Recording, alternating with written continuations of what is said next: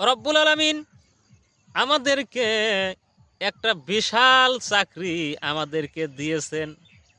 সেই চাকরিটা হলো রব্বুল আলামিন আমাদের উপর আল্লাহ পাক 5 ওয়াক্ত নামাজ ফরজ করেছেন।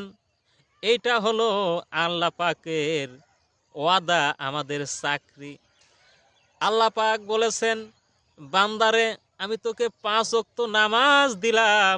এই 5 ওয়াক্ত নামাজ যদি তুই সঠিক মতন আদায় করেস, বান্দা কাল কিয়ামতের মুসিবতের সময় এর বেতন আমি আল্লাহ দেব।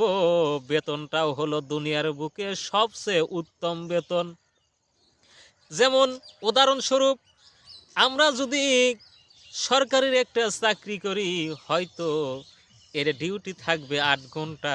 8 ঘন্টা ডিউটির বিনিময় আমাদেরকে আল্লাহ রব্বুল আলামিন মাস শেষে আমাদেরকে একটা বেতন, একটা স্কেল, একটা বেতন দেওয়া হয়, হয়তো 30 থেকে 35 হাজার।